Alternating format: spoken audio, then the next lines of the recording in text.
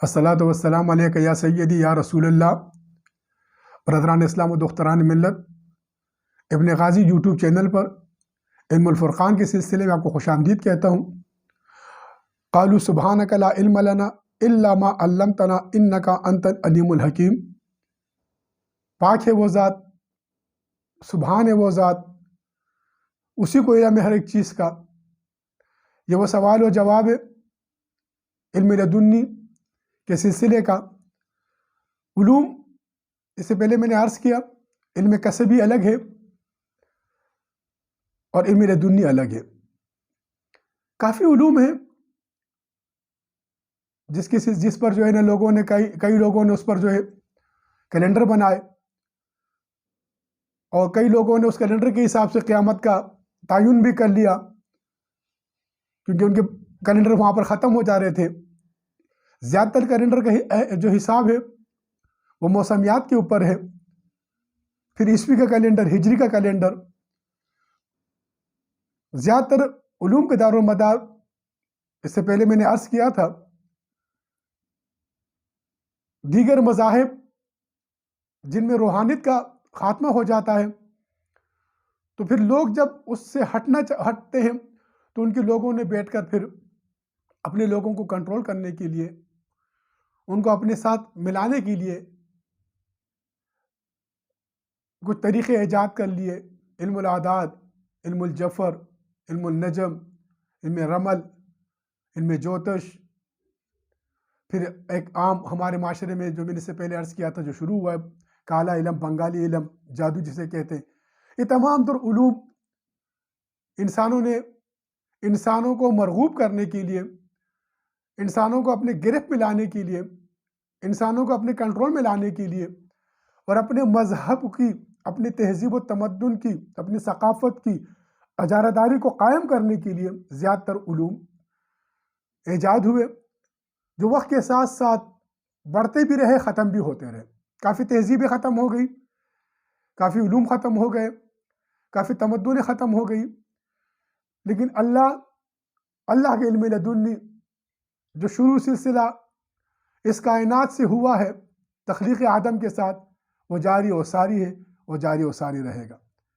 نبوت حضرت محمد مصطفیٰ صلی اللہ علیہ وآلہ وسلم پر ختم ہوئی، آپ کے بعد کوئی نبی نہیں، لیکن واحد دین اسلام روحانیت ہے، جس میں روحانیت وہ حیات النبی حضرت محمد مصطفیٰ صلی اللہ علیہ وسلم، جس کے اندر آج روحانیت حیات ہے، روحانیت زندہ ہے، روحانیت جاویدانی ہے۔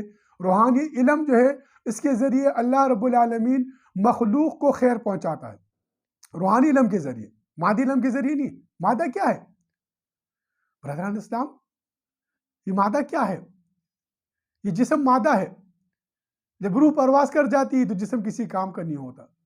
آج امت مسلمہ کا جو حالت ہے، اس کی وجہ کیا ہے؟ ہم نے روحانی علم کو چھوڑا ہوا ہے، ہم نے روحانی طریقے کو چھوڑا ہوا ہے، ہم نے اس راستے کو چھوڑ دیا ہے جس راستے کا تعین آدم علیہ السلام سے اللہ نے کیا تھا، اور جس راستے کے لیے اللہ کا انتخاب ہے، اور جس راستے کے لیے اللہ نے امت مسلمہ کا پھر انتخاب کیا، قرآن کے ذریعے۔ قرآن سے بات کریں گے ہم۔ یہ ٹکراؤ کس چیز کا ہے؟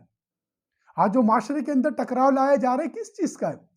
یہ صرف اور صرف جس طرح موسیٰ نے اللہ کی وحدانیت کو قائم کرنے کے لیے فرعون کے دربار میں آواز اٹھائی، ٹکراؤ کس چیز کا تھا؟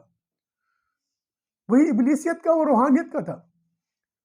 صالح علیہ السلام، ایوب علیہ السلام، ابراہیم علیہ السلام، جتنے بھی انبیاء کرام آئے، علم لدنی سے اللہ کی وحدانیت کو قائم کرنے کے لیے ان باطل طاقتوں کے خلاف کھڑے ہوئے۔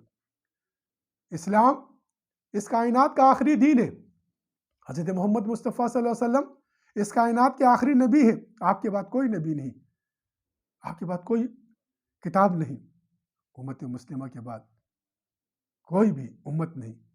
روحانیت امت مسلمہ کو عطیہ خدا بندی ہے۔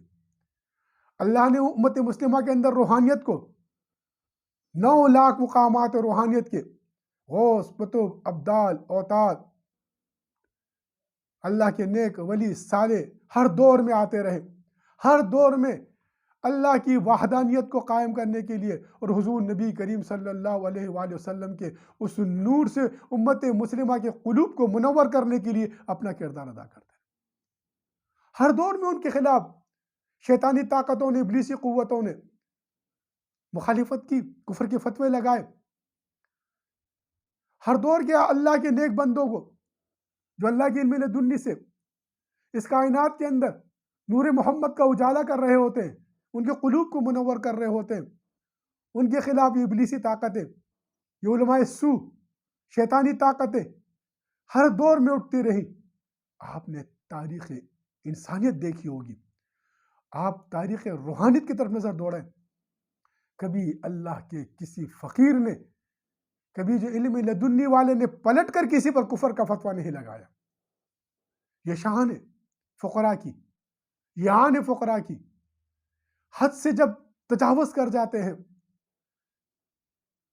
جب اذیتیں اللہ اس کے رسول کے راستے میں رکاوٹیں بن جاتی ہیں، جو علم لدنی کا تذلیل کی جاتی ہے، جب اللہ کے اس فقیر کے خلاف ورغلایا جاتا ہے، لوگوں کو ان کو تکلیفیں دی جاتی ہیں، اذیتیں دی جاتی ہیں، اللہ جلال میں آتا ہے، پھر اللہ تعالیٰ ان لوگوں کا اس معاشرے کو پلٹ کے رکھ دیتا ہے۔ یہ تاریخ انسانیت ہے۔ لیکن فقیر نے کبھی پلٹ کر کسی پر کفر کا فتویٰ نہیں لگایا۔ فقیر کبھی، آپ دیکھ لیں، نظام الدین اولیاء، پیرانی پیر حضرت غوث اعظم دستگیر رحمۃ اللہ علیہ، علی حجویری رضی اللہ تعالیٰ رحمۃ اللہ علیہ، پیر بابا رحمۃ اللہ علیہ، جتنی بھی اللہ کے نیک اولیاء گزرے ہیں، ہر دور میں ہیں، کیونکہ سبحان کی جو کیفیت ہے، جسے کہا جا رہا قالوا سبحانک لا علم لنا الا ما علمتنا انک انت العلیم الحکیم۔ اللہ اکبر، یہی حکمت ہے۔ اللہ حکیم حکمت والا ہے۔ وہ حکمت کیا ہے اللہ کی؟ وہ علم لدنی ہے، علیم ہے اللہ کی ذات۔ وہ علم لدنی اللہ انسان کو عطا کرتا ہے۔ جو انسان فالتو کی گردان سے نکل کر کائنات کے اندر قرآن کی آیات کو عملی لحاظ سے دیکھتا ہے، قرآن کی آیات کو دیکھتا ہے، فقیر کیا ہوتا ہے؟ برادران اسلام، آپ نے دیکھا ہے دور جدید کے اندر، آپ دیکھ لیں، جب آپ کا اس فضا کے اندر یاد موبائل ہے، آپ کے ہاتھوں میں کوئی تار کا کنیکشن نہیں ہے، ان فضاؤں میں یہ کیفیات ہوتی ہیں جو آپ تک پہنچ رہی ہوتی ہیں، اس کا بوسٹر لگا ہوتا ہے، اس کے ذریعے آپ تک وہ فضائیں، وہ آواز، وہ تصویر، وہ سب کچھ پہنچا رہی ہوتی ہے۔ تو اللہ کی جو اس کائنات کا خالق و مالک ہے، جس نے نبی کے نور سے اس کائنات کی تخلیق کیا ہے، وہ اس دلوں کو اس کے نور سے منور کر دیتا ہے، تو یہ بوسٹر جو ہوتا ہے اس کا کنیکشن اللہ سے جڑ جاتا ہے۔ یہ بوسٹر ہے، یہ ذہن، یہ سوچ 365 خانے ہیں، ان 365 خانوں میں مختلف سرور چلتے ہیں، مختلف فریکوینسیز چلتی ہیں۔ آج کی جدید سے اس میں آپ جائیے، ذرا سی ٹی اسکین نکال کے دیکھیے، آپ کو پتہ چل جائے گا کہ ہر خانے کی اپنی سوچ ہوتی ہے، اس کا اپنے کنیکشن ہوتا ہے، اس اپنے کنیکشن، اپنے سوچ سے وہ انسان وہ بات کر رہا ہوتا ہے، پھر ایک کنیکشن، یہ سوچ جس میں لطافت پیدا ہو جاتی ہے، کثافت ختم ہو جاتی ہے، اس کا تعلق اس رب سے ہو جاتا ہے، جس کے لیے ہم نماز میں کرتے ہیں الحمدللہ رب العالمین۔ اس اللہ کی حمد جو وہ رب کی حمد کے لیے پھر وہ اپنا کام شروع کر دیتا ہے، اس اللہ کی حمد کو قائم کرنا چاہتا ہے، وہ اللہ کی حمد کو قائم کرنے کے لیے وہ بندہ اللہ کے پیغام کو، حضور نبی کریم صلی اللہ علیہ وسلم کی روحانی اس نور کو، اس انقلاب کو امت کے اندر بیدار کرنا شروع کر دیتا ہے۔ برادران اسلام، کسی کو کافر کہہ دینا بہت آسان ہے، آسان طریقہ ہے۔ منبر و محراب کے تقدس پامال کی جا رہی ہے، علم روحانیت کی طرف آئیے۔ 1,24,000 انبیاءوں کو دلوں میں سمانے والا مسلمان، روحانیت کی طرف آئیے۔ آمنت باللہ و ملائکتہ و کتبہ و رسلہ، کتنی بڑی بات ہے۔ کوئی ایک مذہب بھی دوسرے نبی کی تسلیم نہیں کرا۔ اٹھا کے دیکھیے کائنات، عیسیٰ علیہ السلام کی انجیل کو دیکھیے، جس میں کہتے ہیں میں تو صرف بنی اسرائیل کی کھوئی ہوئی بھیڑیوں کے لیے آیا ہوں۔ حضور نبی کریم صلی اللہ علیہ وسلم تو اس کائنات کے نبی ہیں۔ 1,24,000 انبیاء کو دلوں میں سمانے والے مسلمان معذرت چاہتا ہوں، ان کے کتب کو، اللہ کو، جو اس کائنات کا نور ہے، اللہ نور السماوات والارض، ایمان لانے والے مسلمان، اتنی بڑی قلب کی کیفیت رکھنے والے ان چند شر پسند عناصر نے اسلام کو اپنے مرضی سے مسلط کرنے کا جو سلسلہ شروع کیا ہے، قہر خداوندین پر آتا ہے۔ تاریخی گواہ ہے۔ بڑے بڑے بادشاہوں کو دیکھا، ابن عربی کے خلاف اٹھنے والی طاقتوں کو دیکھا، معین الدین چشتی رحمۃ اللہ علیہ کے خلاف اٹھنے طاقتوں کو لوگوں نے دیکھا، متزلزلہ فرقے کو دیکھا، تاریخ کائنات کو دیکھے، انبیاء کی تاریخ کو دیکھے، ان طاقتوں کو کس طرح اللہ نے، نار نمرود کو اللہ نے اس فقیر کے لیے گلے گلزار کیا۔ تو یہ روحانی سلسلہ علم لدنی کا ہے، یوم الفرقان ہے، علم الفرقان ہے، جو فرق کرتا ہے آپ کو فقیر دور حاضر کی اسلام کی نشات ثانی کی بشارت دیتا ہوا اس قرآن کو عملی لحاظ سے کائنات میں دیکھ رہے ہوتے، اس فریکوینسی کو دیکھ رہے ہوتے۔ تو جو بھی فقیروں کے خلاف اٹھتا ہے، جو بھی اللہ کے اس نظام کو جو اسلام کی نشات ثانی میں غلب اسلام کے لیے اس پختون گن پاکستان فوج کا جو انتخاب کیا گیا ہے، وہ بشارت دینے والے مبشروں کے خلاف جو طاقتیں اٹھتی ہیں، وہ طاقتوں کو اللہ رب العالمین اپنے قدرتوں سے ملیا میٹ کر کے رکھ دیتا ہے۔ ان کی نسل ان سے کراہت محسوس کرتی ہے۔ ابن عربی کے آپ نے دیکھا ہوگا ان کی تاریخ کس طریقے سے ان کے ساتھ کیا گیا، ان کی کس طریقے سے کتب کے ساتھ تذلیل کی گئی۔ آپ نے دیکھا پرتھوی راج نے کس طریقے سے معین الدین چشتی رحمۃ اللہ علیہ کے ساتھ کیا۔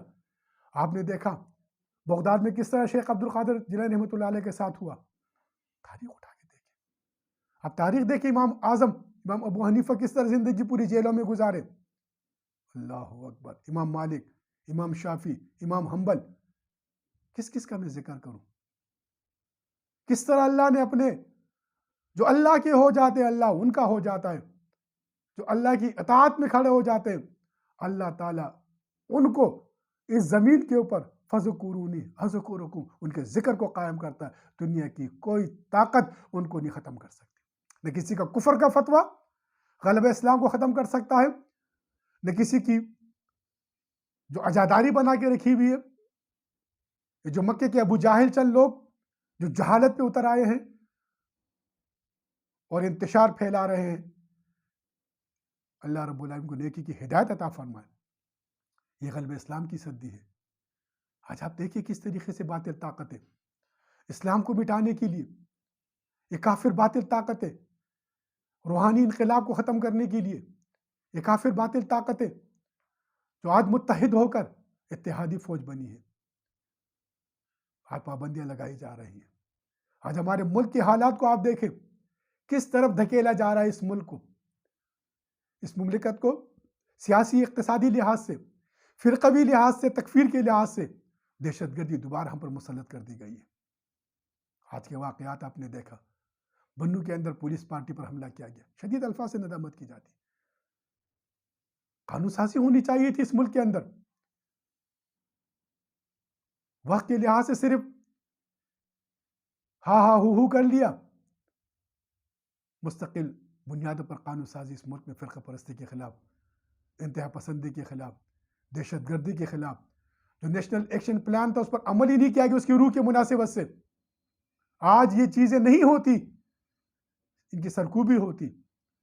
یہ جو لوگ اپنے مقصد کے لیے، اپنی سیاست بقا کے لیے اس مملکت کو، اس مملکت کی سلامتی کو، اس مملکت کی خود مختاری کو داؤ پہ لگا رہے ہیں، یاد رکھیے یہ لوگ کل نہیں رہیں گے، یہ ملک رہے گا، کیونکہ یہ ملک اللہ نے اسلام کے غلبے کے لیے، حضور نبی کریم صلی اللہ علیہ وسلم کے وعدے تغز الہند کو تکمیل تک پہنچانے کے لیے، اس زمین پر روحانی انقلاب کے لیے حضرت امام مہدی علیہ السلام کے لشکر کے سپاہیوں کو مضبوط کرنے کے لیے، پاکستان کی فوج اور پختون کی اتحاد کو قائم کرنے کے لیے اللہ نے ایک آزاد مملکت عطا کی تھی۔ پاکستان کا مطلب کیا؟ لا الہ الا اللہ۔ اب پاکستان کا مقصد کیا ہے؟ محمد الرسول اللہ، محمد الرسول اللہ صلی اللہ علیہ وسلم کا قانون، آپ کی شریعت، آپ کا نظام اس زمین پر اسلام کی نشات ثانیہ میں خلافت علی منہاج نبوت کی صورت میں نافذ ہوگا۔ اور امید ہے مجھے تمام تر اداروں سے کہ ان شرپسندوں کے خلاف، ان فتنہ پرستوں کے خلاف انتظامیہ تحدیدی کارروائی کرے گی۔ یہ مکے کے ابو جاہل جو ہیں ریاست مدینہ کے اندر، کیونکہ یہ ہجرت ثانی ہے، یہاں پر سازشیں کر رہے ہیں، اندر بیٹھ کے کچھ یہود و نصارہ کے ایجنٹ جس طریقے سے مدینہ منورہ کے اندر سازشیں کرتے تھے، یہ لوگ بھی یہاں بیٹھ کے سازشیں کر رہے ہیں۔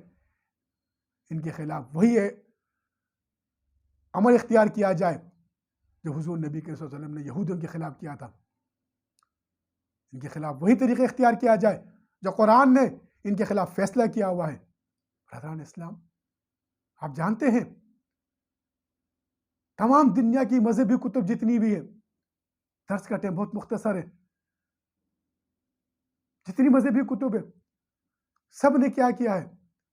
سب کے اندر آیا ہوا ہے کہ انسان مٹی کا پتلا ہے، خاک سے بنا ہوا ہے۔ تو ان باطل طاقتوں نے کیا کیا؟ اس خاکی بنی ہوئی انسان کو پتھر کا بنا کر بت بنا کے کعبے میں سجا دیا، تاکہ پتھر نہ مٹی نہ پانی سے ختم ہو سکتا ہے، نہ آگ کی گرمی سے ختم ہو سکتا ہے، نہ دھوپ کی گرمی سے ختم ہو سکتا ہے۔